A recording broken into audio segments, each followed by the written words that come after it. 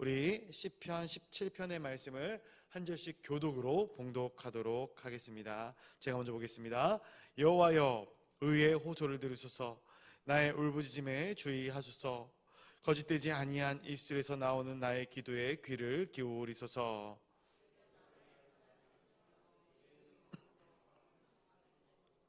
주께서 내 마음을 시험하시고 밤에 내게 오시어 나를 감찰하셨으나 흠을 찾지 못하셨사오니 내가 결심하고 입으로 범죄하지 아니하리이다.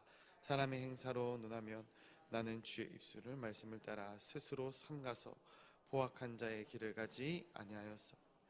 나의 걸음이 주의 길을 굳게 지키고 실족하지 아니하였나이다. 하나님이여, 내게 응답하시겠으므로 내가 불렀사오니 내게 귀를 기울여 내 말을 들으소서. 주께 피하는 자들을 그 일어나 치는 자들에게서 오른손으로 구원하시는 주여, 주의 기이한 사랑을 나타내소서. 나를 눈동자같이 지키시고 주의 날개 그늘 아래 감추사. 내 앞에서 나를 압제하는 악인들과 나의 목숨을 노리는 원수들에게서 벗어나게 하소서. 그들의 마음은 기름에 잠겼으며 그들의 입은 교만해. 이제 우리가 걸어가는 것을 그들이 애워싸서 노려보고 땅에 넘어뜨리려 하나이다. 그는 그 움킨 것을 찢으려 하는 사자 같으며 은밀한 곳에 엎드린 젊은 사자 같으니이다. 여호와여, 일어나 그를 대항하여 넘어뜨리시고 주의 칼로 악인에게서 나의 영혼을 구원하소서. 여호와여, 이 세상에 살아있는 동안 그들의 분깃을 받은 사람들에게서 주의 손으로 나를 구하소서. 그들은 주의 재물을 배로 채우고 자녀로 만족하고 그들의 남은 산업을 그들의 어린에게 물려주는 자. 우리 15절 말씀 같이 보도록 하겠습니다. 나는 의로운 중에 주의 얼굴을 배우리니 깰 때에 주의 형상으로 만족하리이다. 아멘. 오늘도 이 새벽 거룩한 주님의 존전으로 달려나온 우리 사랑하는 성도님들을 진심으로 환영하고 축복합니다. 우리의 삶 가운데 매 순간순간마다 주 예수 그리스도를 놓지 아니하고 주님께 간구하는 우리의 신앙이 날마다 충만하여지기를 간절히 소원합니다. 오늘 이 시편 17편 표제에 보니까 다윗의 기도라고 기록되어져 있습니다. 모든 시편이 찬송인과 동시에 기도인 줄로 믿습니다. 특별히 오늘 이 시편 17편의 말씀 비탄시 다윗의 기도의 성향이 굉장히 강하게 드러나고 있기에 표제에서도 다윗의 기도다라고 이렇게 이름 지어놓고 있음을 보게 됩니다. 우리 1절 말씀 한번 같이 다시 한번 읽어볼까요? 1절 말씀입니다. 시작. 여호와여, 의의 호소를 들으소서. 나의 울부짖음에 주의하소서. 거짓되지 아니한 입술에서 나오는 나의 기도에 귀를 기울이소서. 아멘. 다윗이 지금 처음 뭐라고 고백을 하고 있는가? 여호와여, 의의 호소를 들으소서. 다윗은 지금 자신이 하나님께 간구하고 있는 것을 의의 호소다, 의의 간청이다 라고 이야기를 하고 있습니다. 말씀을 우리가 보면서 어떻게 우리가 하나님 앞에서, 사람이 하나님 앞에서 의를 논할 수 있겠으며 자신을 온전하다 고백할 수 있는 사람이 몇이나 있겠는가. 그러나 다윗은 자신의 기도가 주 앞에서 의롭다 이렇게 이야기를 하고 있습니다. 저는 이 말씀을 보면서 이 다윗의 삶을 묵상하면서 이것이 다윗의 신앙의 자신감이라 생각을 합니다. 누군가에게는 이것이 굉장히 교만하게 들릴 수 있을지 모르겠으나 사실 다윗은 지금 자신에게 죄가 없다라고 이야기를 하고 있는 것이 아니죠. 그러나 다윗은 자신의 영적인 침체가 올 때마다 하나님을 붙드는 자, 여호와를 붙드는 자였습니다. 내 영혼아 깨어라, 내 영혼아 일어날지어다. 이러한 고백들을 이 다윗의 시편에 보면 우리가 수도 없이 볼 수 있는 것이죠. 다윗은 왜 하나님을 붙들 수밖에 없었는가? 자신의 전적인 무능력함을 늘 상고하고 있었기 때문입니다. 마음 가운데 내가 연약하다, 내가 무능력하다라는 사실을 늘 인지하고 있었다라는 것이죠. 그러므로 왕의 모든 권력을 누리는 시절 가운데서도 다윗은 자신이 왕이 아니라 오직 만왕의 왕이신 하나님만이 왕 되심을 고백하는 신앙을 가졌다라는 것이죠. 결국 지금 이 의의 호소는 자신의 의로 말미암음이 아니라 하나님께서 나에게 주신 의로 말미암은 의의 호소다라는 사실을 우리가 보게 되는 것입니다. 우리 신앙인들에게는 이러한 의의 호소가 있어야 합니다. 우리로 말미암은 의의 호소가 아니라, 나의 의로 말미암은 의의 호소가 아니라 예수 그리스도께서 나를 위하여 죽으심으로 말미암아 내가 그것을 신앙함으로 내가 의롭다함을 힘입었기에 하나님께 의를 고백할 수 있는 의의 호소인 것이죠. 또한 다윗이 계속해서 고백하기를 거짓되지 아니한 입술에서 나오는 기도다라고 자신의 기도를 고백하고 있습니다. 이 또한 굉장히 교만하게 들릴 수 있어요. 어떻게 사람의 입술에서 나오는 것이 정직할 수 있을 것인가? 거짓되지 아니할 수 있는가? 그런데 다윗은 이 정직의 근거가 분명히 있습니다. 솔직히 다윗은 연약한 자였어요. 굉장히 굵직굵직한 죄를 저지릅니다. 대표적으로 이 다윗이 우리아의 아내 바세바를 범한 그러한 사건. 그런데 다윗이 그러한 이 죄인임에도 불구하고 정직을 이야기할 수 있는 것은 무엇인가? 하나님께서 이 사건 가운데 나단 선지자를 보내서 다윗을 책망하시죠. 책망할 때에 다윗은 왕으로서 자신의 모든 권력을 이용해서 자신의 죄를 은폐시킨다거나 이 나단 선지자의 입막음을 도모하지 않았다라는 것이에요. 많은 사람들이 이 사실을 알고 다윗을 비난하는 그 순간 가운데서도 다윗은 자신이 하나님 아버지 앞에 엎드려 모든 죄를 고백하고 시인하고 회개하였던 그러한 사람이었다라는 것이죠. 많은 사람들이 사람들의 눈과 귀에 신경을 씁니다. 이목이라 하죠. 그래서 사람들 앞에서는 굉장히 경건한 척을 합니다. 경건해 보이고자 해요. 그러나 정작 하나님 앞에서는 어떠한 삶을 살아나가고 있는가? 옛말에 눈 가리고 아웅이라는 말이 잘 이런 것들을 표현해주고 있죠. 사람의 본성이 이렇다라는 거예요. 당장의 위기, 당장의 어떠한 사람들의 시선에 그것들을 가리기에 급급한 것이 사람의 본성이다라는 거예요. 그러나 다윗의 삶을 보면은 그가 얼마나 하나님 앞에서 자신을 내려놓았는가. 언약궤가 예루살렘으로 옮겨질 때에 그는 옷이 벗겨지는 것도 모를 정도로 하나님 앞에서 채통을 잊은 채, 왕으로서의 채통을 잊은 채 춤을 추는 모습을 우리가 발견하게 되는 것이죠. 우리 역시 마찬가지의 삶을 살아야 되지 않겠는가? 우리의 연약함과 우리의 죄성은 부끄러운 것이에요. 연약하고 사람들 앞에 내비쳤을 때 정말 창피할 수 있는 것이에요. 그러나 내 연약함을 다 주 앞에 내려놓고 하나님, 제가 죄인입니다. 내가 너무나도 연약합니다. 하나님, 저희 이 부끄러운 모습들을 주님께서 아시오니 주님 용서하여 주옵소서. 고백할 수 있는 것이 정직이다라는 것이에요. 거짓이 없는 입술이다라는 것이에요. 이러한 측면에서 다윗은 하나님 앞에서 얼마나 바르게 살려고 얼마나 정직하고자 애쓰고 또 애썼는지를 알 수 있는 것이죠. 그래서 다윗이 고백하는 이 거짓되지 아니한 입술, 이것은 다윗의 신앙, 다윗이 자신이 하나님 앞에서 어떻게 살려고 노력했는지에 대한 신앙의 고백이다라고 이야기를 할 수 있습니다. 저는 이러한 다윗의 신앙에 대한 자신감을 우리도 갖게 되기를 간절히 소원합니다. 하나님 앞에서 우리의 기도가 의의 호소가 돼야 될 것입니다. 또한 우리의 입술의 고백들이 거짓되지 아니한 입술이 되어져야 될 것입니다. 이어지는 2절과 3절에서는 이 다윗의 자신감이 다시 한번 또 드러나고 있습니다. 하나님 아버지 앞에 기도할 때에 내가 이렇게 온전한 모습으로 함께 기도하겠습니다 라는 이 자신감이 드러나고 있는 것이죠. 2절과 3절 말씀 또 한번 같이 읽어보도록 하겠습니다. 시작. 주께서 나를 판단하시며 주의 눈으로 공평함을 살피소서. 주께서 내 마음을 시험하시고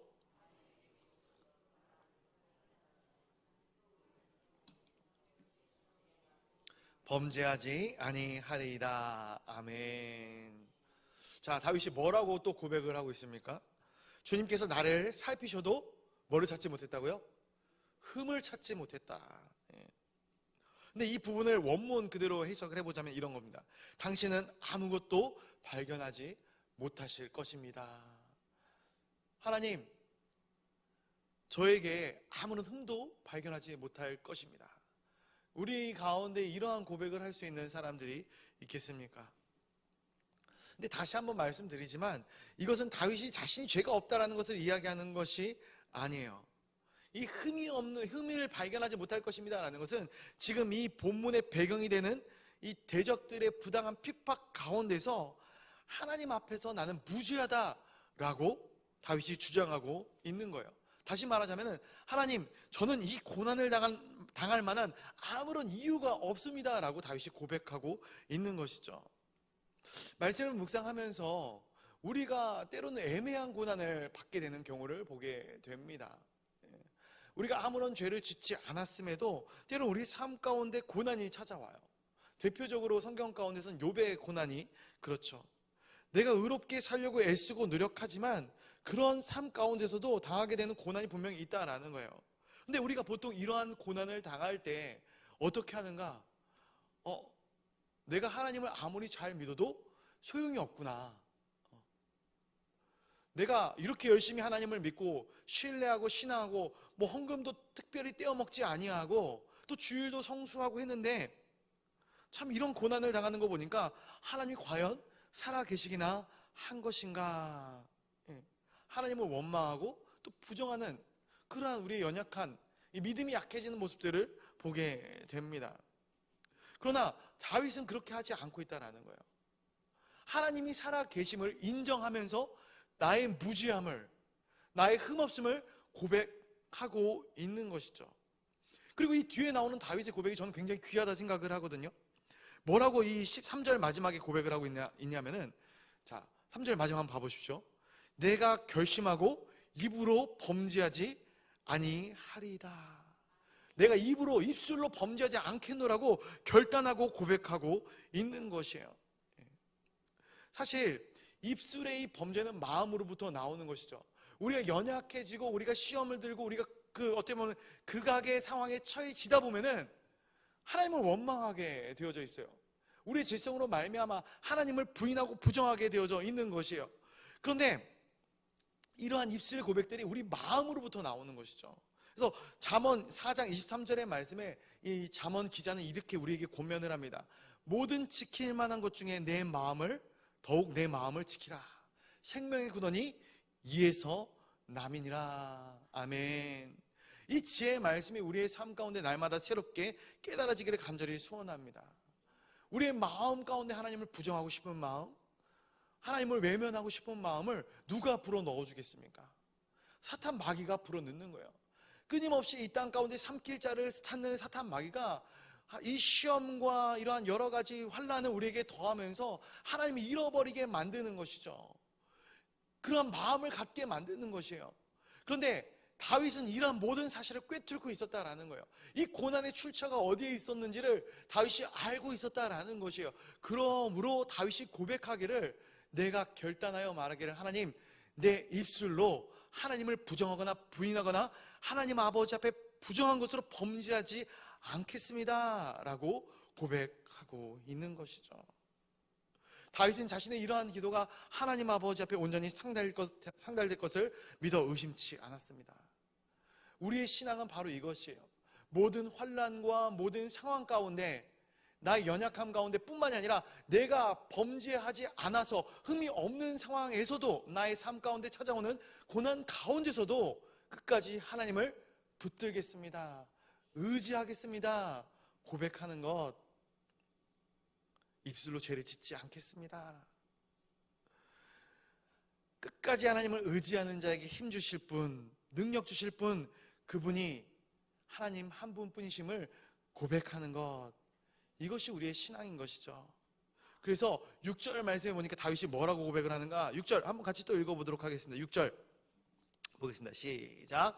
하나님이여 내게 응답하시겠으므로 내가 불렀사오니 내게 귀를 기울여 내 말을 들으소서. 아멘. 참 이 다윗의 신앙이 놀랍지 않습니까? 우리가 기도할 때 이러한 마음으로 기도하지 않습니까? 물론 저만 그런지 모르겠어요. 과연 이 기도는 하나님께서 들으실까? 이거는 너무 좀 경박스러운 기도가 아닌가? 너무 세상적인 기도가 아닌가? 이 기도는 정말로 내가 생각해도 잘했어. 이렇게 기도를 스스로 판단하면서 하나님, 기도에 대한 고민들을 스스로 하는 것 같아요. 그런데 다윗을 보니까 확신에 찬 어투로 기도를 하는 거예요. 하나님께서 반드시 내 기도를 들으실 분이시기 때문에 제가 기도하는 것입니다. 하나님, 이제 제 말을 들어주십시오. 저는 제가 지금 이 자리에서 설교를 하면서도 이 설교 가운데 누구는 졸고 계시겠구나, 또 방송을 보시면서도 뭐 딴 생각을 하시는 분도 계시겠구나, 이러한 생각들을 이제 하긴 합니다. 그런데 다윗은 지금 내 눈앞에 보이지 않는 하나님을 대상으로 기도를 하면서도 마치 내 눈앞에 있는 사람처럼 정말로 이 절대로 내 말을 단 한 획도, 단 토시 하나도 허투루 듣지 아니하시는 하나님을 인정하면서 바라보면서 기도를 하고 있는 것이죠. 내가 기도할 때 응당 하나님은 들으실 것입니다. 마땅히 들어주실 것입니다. 고백을 하고 있는 것이죠. 저는 우리의 기도가, 우리의 하나님께 드리는 이 간구가 이러한 간구가 되기를 간절히 소원합니다. 내 앞에 하나님 계신 것처럼, 내 앞에 하나님 계셔서 내가 지금 토로하는 이 모든 것들을 하나님께서 지금 당장 들어주시고 계신 것처럼, 아니 들어주고 계신 것을 확신하며 기도하는 우리 사랑하는 동강의 성도님들이 되시기를 간절히 소원합니다. 이어지는 이 고백 가운데 다윗의 간구가 나오는데요, 두 개로 한번 나눠봤습니다. 첫 번째로는 자기 자신을 지켜주실 것을 간구하고 있어요. 우리 7절부터 9절 말씀까지 한번 같이 읽어보도록 하겠습니다. 7절부터 9절입니다. 시작. 죽게 피하는 자들을 그 일어나 치는 자들에게서 오른손으로 구원하시는 주여, 주의 기이한 사랑을 나타내소서. 나를 눈동자같이 지키시고 주의 날개 그늘 아래 감추사 내 앞에서 나를 압제하는 악인들과 나의 목숨을 노리는 원수들에게서 벗어나게 하소서. 아멘, 아멘. 나를 압제하는 악인들과 나의 목숨을 노리는 원수들에게서 벗어나게 하소서. 나를 보호하여 달라는 기도 간구입니다. 그런데 여기서 너무나도 귀한 간구가 나오죠. 너무나도 귀한 말씀이 나와요. 바로 신명기서 32장 10절과 11절에 나오는 말씀인데요, 나를 눈동자같이 지키시고 주의 날개 그늘 아래 감소서. 다윗이 고백을 하고 기도를 하고 있는데 그 기도가 어디에 근거해서 기도하고 있는 거예요?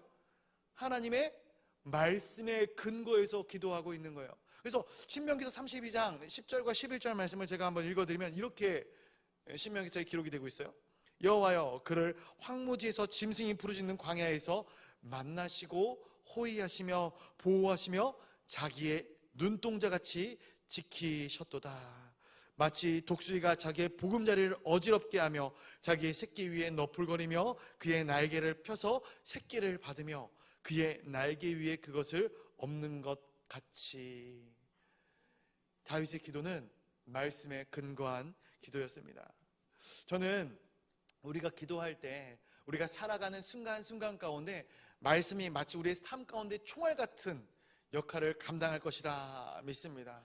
정말로 내가 어렵고 힘든 삶의 순간 가운데 우리의 입술에 불평과 불만이 튀어나오는 것이 아니라 내 안에 성령이 충만하고 말씀이 충만하면 무엇이 튀어나와요? 말씀이 튀어나오는 거예요. 말씀이 튀어나오는 거예요. 그리고 우리가 기도하는 중간에도, 기도하는 순간 가운데도, 순간에서도 이 말씀이 드러나는 거예요. 말씀이 튀어나오는 것이에요.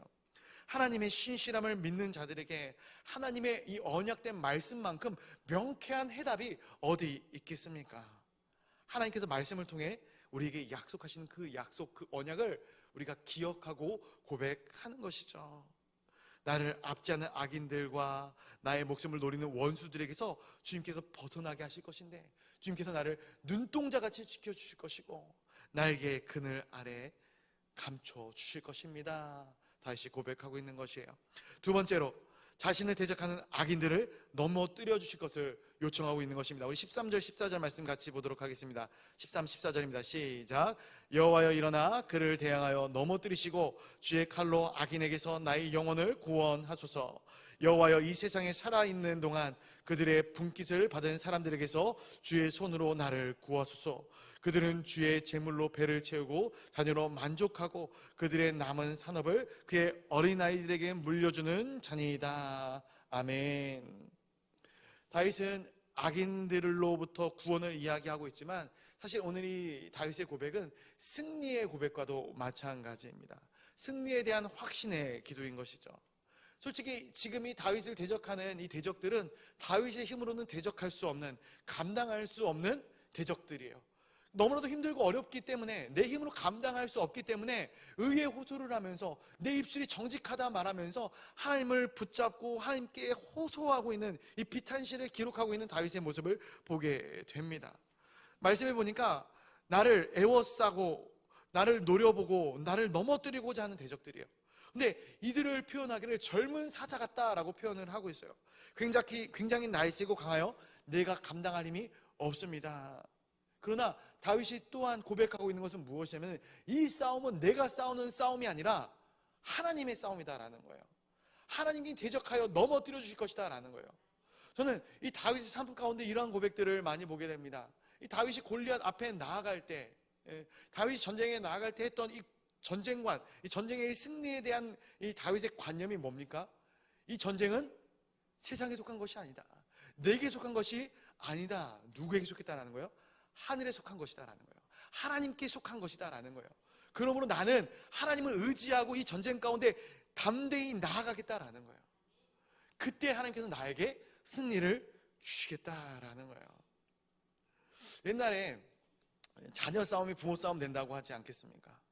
솔직히 자녀 싸움에 부모가 개입하는 것은 부끄러운 일입니다. 그러나 자녀가 감당할 수 없는 어려움이 닥쳤을 때, 그때 부모가 나 몰라라 하고 있겠습니까? 누구보다 더 적극적으로 개입해서 그 문제를 해결해 주는 것이죠. 지금 다윗이 기도하고 기대하는 바가 바로 이것입니다. 내가 신앙하는 하나님, 지금 나를 붙드시고 나를 도우시는 하나님, 나를 여태까지 도우시고 인도하셨던 그 하나님을 나는 신앙합니다. 신뢰합니다. 그래서 지금 이 순간 이 어려움 속에서 반드시 나를 도와주실 것을 믿습니다. 결국 다윗의 이 마지막 고백이 무엇입니까? 우리 15절 말씀, 제가 굉장히 좋아하는 말씀인데요, 우리 15절 말씀 한번 같이 읽어보도록 하겠습니다. 시작. 나는 의로운 중에 주의 얼굴을 배우리니 깰 때에 주의 형상으로 만족하리이다. 아멘. 주의 형상으로 만족하겠습니다. 저는 이 다윗의 고백이 굉장히 좋습니다. 주님께서 이 환난 가운데 얼마나 깊게 개입을 하시고 인도하여 주실 줄을 믿는 다윗의 모습이 또 드러나고요.